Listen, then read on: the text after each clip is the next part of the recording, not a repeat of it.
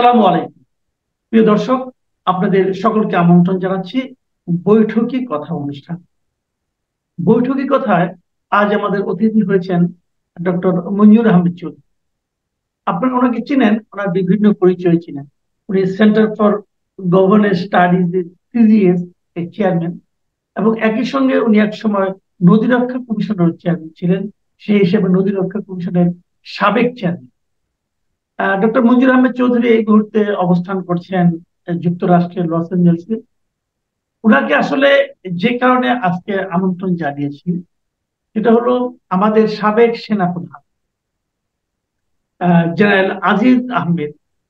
ওনার বিরুদ্ধে যুক্তরাষ্ট্র একটা, ঠিক নিষেধাজ্ঞা নয়, বাট এক ধরনের একটা ব্যবস্থা নিয়েছে। এটাকে আমি যদি ওদের ভাষায় বলি, যে যুক্তরাষ্ট্রের ডিপার্টমেন্ট অফ স্টেট তাদের foreign operation and related programs appropriations অ্যাক্টে ৭,০৩১-এর সি ধারায় আওতায় অন্তর্ভুক্ত করার ঘোষণা দিয়েছে। এবং তারপর আমাদের লোকাল অনেক পত্রপত্রিকা লিখেছেন যে এর কারণে আজিজ আহমেদ এবং তার পরিবারের সদস্যরা সাধারণত, মানে নর্মালি, যুক্তরাষ্ট্রে প্রবেশের জন্য অযোগ্য হবে। তো জনাব মঞ্জুর আহমেদ চৌধুরী, আপনাকে আমাদের অনুষ্ঠানে স্বাগত জানাচ্ছি। ধন্যবাদ। পাশাপাশি আপনি যেহেতু এখন যুক্তরাষ্ট্রে আছেন, আপনি নিশ্চয়ই বাংলাদেশ নিয়ে চিন্তা ভাবনা করেন, এবং আমি আপনাকে যতটুকু জানি যে বাংলাদেশ সম্পর্কে যে কোনো ঘটনা ঘটলেই আপনি সেটা নিয়ে কিছু স্টাডি করার চেষ্টা করেন। তো আপনার কাছে আমি যে জিনিসটা জানতে চাই সেটা হলো, এই যে জেনারেল আজিজের বিরুদ্ধে যুক্তরাষ্ট্র যে পদক্ষেপটা নিয়েছে, এই যে আপনার ৭,০৩১-এর সি ধারায়, এই ৭,০৩১-এর সি ধারা, এই ধারাটা আসলে কি? এটা এটা হলে কি হয়? এই ধারা যদি আমার কারোর নামকে তারা অন্তর্ভুক্ত করে, তাহলে যার নাম অন্তর্ভুক্ত করে তার কি এমন ক্ষতি হয়, অথবা এতে ওদেরই বা কি এমন লাভ হয়? এটা আসলে চরিত্রটা কি এই ধারাতে, একটু যদি আমাকে বুঝিয়ে বলেন জনাব মঞ্জুর আহমেদ। এখানে অ্যাকচুয়ালি একটু যদি ব্যাকে যাই, একটু ইতিহাস বলি, যে ২০০৮ সন থেকে যে যুক্তরাষ্ট্রের যে হাউস হাউস অব রিপ্রেজেন্টেটিভস, তাদের ওইখানে যখন প্রতি বছর কিন্তু অ্যাপ্রোপ্রিয়েশন অর্থাৎ অ্যালোকেশন বাজেট নিতে হয়, সে সময় তারা কিন্তু কিছু কিছু শর্ত জুড়ে দেয়। ওই সময় ২০০৮ সনে তারা বলল যে একটা অথরিটি ক্রিয়েট করলো, যে ফরেন অফিসিয়ালদেরকে যারা দুর্নীতিবাজ তাদেরকে ভিসা দেয়া হবে না। এটা ছিল। পরে ২০১৪ সনে এবং ১৮ সনে এটাকে আরো বেশি এক্সপ্যান্ড করলো, অর্থাৎ বললো যে সিগনিফিক্যান্ট দুর্নীতি এবং human rights gross violation of human rights যারা করবে, যেসব অফিসার, গভর্নমেন্ট অফিসার, তাদেরকে আমেরিকার যুক্তরাষ্ট্রে ভিসা দেয়া যাবে না।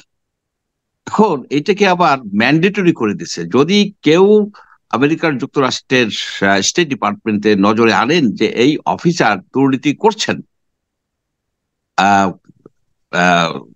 গ্রস ভায়োলেশন করছেন হিউম্যান রাইটস এর, তাহলে স্টেট ডিপার্টমেন্ট কিন্তু বাধ্য সেই অফিসারের কে ভিসা না দেওয়ার জন্য, একটা রেস্ট্রিকশন দেওয়ার জন্য সে বাধ্য।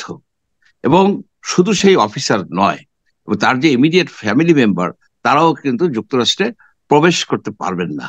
এইখানে একটা কথা, জেনারেল আজিজের এই ইসের বিষয়ে একটা লাস্টের দিকে একটা কথা আছে, জেনারেলি ইনএলিজিবল, সাধারণত তাদেরকে আহ করা যাবে না। এই কথাটাই কিন্তু তারা বলছেন। সাধারণত মানে কি, যে আমেরিকার সাথে কিন্তু জাতিসংঘের একটা চুক্তি আছে, সেই চুক্তি অনুযায়ী অনেক সময় লোকজন আসে যাদেরকে আমেরিকা স্যাংশন দিয়ে রাখছে, তো তাদেরকে আসতে দিতে হয়।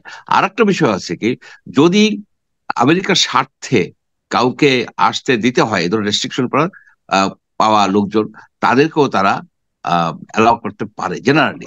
তার মানে হচ্ছে যে এটা একেবারে যে আসতেই পারবে না সে কথা না, কিন্তু সাধারণভাবে তাদের আর কোনো অথবা তাদের ফ্যামিলি মেম্বারদের আর যুক্তরাষ্ট্রে কেন, অন্যান্য দেশেও যাওয়া একটা কথা মুশকিল বলি হয়ে যাবে। আপনাকে, আমি একটু থামাই আপনাকে। সেটা হলো কি, এখানে আরেকটা প্রশ্ন আমাদের মনে এসেছে, সেটা হলো কি, কারণ আমরা তো এর আগে শুনেছি স্যাংশন দেওয়া, এর আগে শুনেছি ভিসা রেস্ট্রিকশন দেওয়া, এই দুটো কথায় আমেরিকান গভর্নমেন্টের যারা কর্মকর্তা আছেন পররাষ্ট্র দপ্তরের তারাই বলেছেন। তো এইটা যেটা দেওয়া হয়েছে ওনার, এটা কি এই স্যাংশনের মধ্যে পড়ে নাকি ভিসা রেস্ট্রিকশনের মধ্যে পড়ে নাকি সম্পূর্ণ তৃতীয় একটা বিষয়? এখানে একটু ওই আছে যে ভিসা রেস্ট্রিকশন কিন্তু একটা স্যাংশন, ভিসা রেস্ট্রিকশন একটা স্যাংশন। এইখানে যে বিষয়টা বলা হয় তাতে কোনো অ্যাসেট ফ্রোজেন করা হয় না। যেটা ম্যাগনেটস্কি, গ্লোবাল ম্যাগনেটস্কি যে স্যাংশনটা দেওয়া হয় তাতে কোনো ব্যক্তি কিংবা কোনো প্রতিষ্ঠানের যে অ্যাসেট থাকে আমেরিকার যুক্তরাষ্ট্রে, সে অ্যাসেটকে তারা বাজেয়াপ্ত করতে পারে, বাজেয়াপ্ত কিন্তু করতে এইখানে পারে। সেই প্রভিশনটা নাই। আরেকটা বিষয় আছে, ইচ্ছে করলে স্টেট ডিপার্টমেন্ট এই স্যাংশনটাকে, এই রেস্ট্রিকশনটাকে উইথড্র করতে পারে। আরো পার্থক্য আছে, যেমন গ্লোবাল ম্যাগনেটস্কিতে যে ধরনের কথা বলা আছে, যে ধরনের দুর্নীতির কথা, সিগনিফিক্যান্ট দুর্নীতি, কিন্তু এখানে অর্থাৎ গ্লোবাল ম্যাগনেটস্কিতে যে দুর্নীতি তার থেকে বেশি দুর্নীতি করলে এইখানে এই এই রেস্ট্রিকশনটা আসে। এখানে থ্রেশহোল্ডটা একটু বাড়িয়ে দেওয়া হয়েছে। আর একটা বিষয় আছে যে সাধারণত ধরা হয় যে 5 বছর আগের, রিসেন্সি বলা হয়, 5 বছর আগে যে অপরাধ, সেই অপরাধের আহ, ই করা হবে আর কি, 5 বছরের মধ্যে যেসব অপরাধ করা হয়েছে সেগুলিকেই কনসিডারেশনে নেওয়া হবে। কিন্তু এই বর্তমানে যে এই এই আপনার এই যে এন্টি জেনারেল। ক্লেপ্টোক্রেসি, এখানে আপনার কোনো টাইম লিমিট নাই। অর্থাৎ ওকে। অনেক আগেও যদি অপরাধ করে থাকে, করাপশন করে থাকে, সেই অপরাধকেও তারা বিবেচনায় নেবেন। এমনকি 39 বছর আগের করা অপরাধকেও ভিত্তি করেও কিন্তু ভিসা রেস্ট্রিকশন দেওয়া হয়েছে। এখানে একটা কথা, এটা হলো যদি জেনারেল আজিজ এ ধরনের কোনো অন্যায় করে থাকেন, সেটা তো উনি বাংলাদেশে করেছেন, সেটা যদি বাংলাদেশ সরকার যদি সেটা তাদের বিবেচনায় না নেয়, আমেরিকার কেন এত মানে দায় পড়েছে বিবেচনা নেওয়া, এবং তারা কেন এই ব্যাপারে মানে এক ধরনের বিচারের মতোই রায় দিচ্ছে?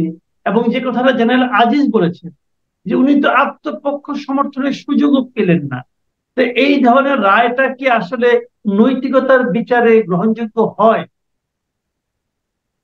এখানে দেখুন, এখানে জেনারেল আজিজকে তো তারা জেলে পাঠাতে বলছেন না, যে আপনার বিচার করে জেলে ঢুকিয়ে রাখেন, তা তো বলছেন না। তারা বলছেন যে এই লোকটা দুর্নীতিবাজ, এই লোকটা হিউম্যান রাইটস ভায়োলেশন করছে সরকারি পদে থেকে, এই লোকটাকে আমি তার আমেরিকা যুক্তরাষ্ট্রের মধ্যে আমি দেখতে চাই না। That's all. এটা তো তাদের আহ, অধিকার, যে আমরা একটা করাপ্টেড লোক, একটা দুর্নীতিবাজ লোক, একটা হিউম্যান রাইটস ভায়োলেটর, তাকে আমার দেশে আসতে দিতে চাচ্ছি না। এবং এখানে একটা পার্থক্য হচ্ছে যে ভিসার বিষয়টা কিন্তু ফুললি কনফিডেন্সিয়াল, কিন্তু এইখানে 2018 সনে এরা কিন্তু বলছে যে ইচ্ছা করলে স্টেট ডিপার্টমেন্ট এটাকে পাবলিকলি প্রকাশ করতে পারবে, পাবলিক করে দিতে পারবে। পাবলিক করে দেওয়ার উদ্দেশ্য হচ্ছে নেইম অ্যান্ড শেম, যে এটা যদি গোপন থাকতো তাহলে হয়তো জেনারেল আজিজ আজকে যে একটা বিব্রতকর অবস্থায় পড়ছেন সেটা পড়তেন না। এ পর্যন্ত কিন্তু তারা পাবলিকলি 497 জন লোককে তারা এইভাবে আপনার কিন্তু ভিসা রেস্ট্রিকশন দিচ্ছেন। তার ভিতরে বেশ কিছু আছে তাদের আত্মীয় স্বজন, বেশ কিছু আছে তাদের ইমিডিয়েট ফ্যামিলি মেম্বার, 7টা দেশের লোকজনকে কিন্তু এইভাবে দেওয়া হয়েছে। 2018 সন থেকেই তারা এটা পাবলিক করছেন, তার আগে যেগুলি কনফিডেন্সিয়াল মানে সে এই বিষয়ে তো 497 জনের মধ্যে বাংলাদেশের কেউ কি এই জেনারেল আজিজ ছাড়া আর কেউ আছেন? স্টেট ডিপার্টমেন্টের স্যাংশন কিন্তু, ভিসা রেস্ট্রিকশন কিন্তু আরো কয়েকজন পেয়েছেন, যে গত 2021 সনে, 21 সনে যে করা হয়েছে আপনার, যে রেস্ট্রিকশন দিছে ম্যাগনেটস্কিতে, কয়েকজন ম্যাগনেটস্কিতে রেস্ট্রিকশন পেয়েছেন, কয়েকজন কিন্তু স্টেট ডিপার্টমেন্টের রেস্ট্রিকশন পেয়েছেন। একজন একজন একজন আচ্ছা। রেস্ট্রিকশন পেয়েছেন, ভিসা রেস্ট্রিকশন, শুধুমাত্র স্টেট ডিপার্টমেন্টের। শুধু জেনারেল আজিজ এই প্রথম না। আচ্ছা, তাহলে আপনি বলতে চাচ্ছেন যে এখানে তারা জেনারেল আজিজকে পুরো সাজার মুখোমুখি করছেন না, কিন্তু তার সুনাম, মানে আপনার এক নম্বর হলো তারা তাদেরকে তাদের দেশে যেতে দিচ্ছেন না, এটা একটা বিষয়। আর দ্বিতীয় বিষয়টা হলো এটা প্রকাশ করার মাধ্যমে আজিজ সাহেবের সুনাম ক্ষুণ্ণ হচ্ছে অথবা তার দুর্নাম ছড়িয়ে পড়ছে। এটা একটা সামাজিক এক ধরনের সামাজিক ভাবে কিছুটা হেয় প্রতিপন্ন আজিজ সাহেব হলেন এই ঘটনার প্রেক্ষিতে।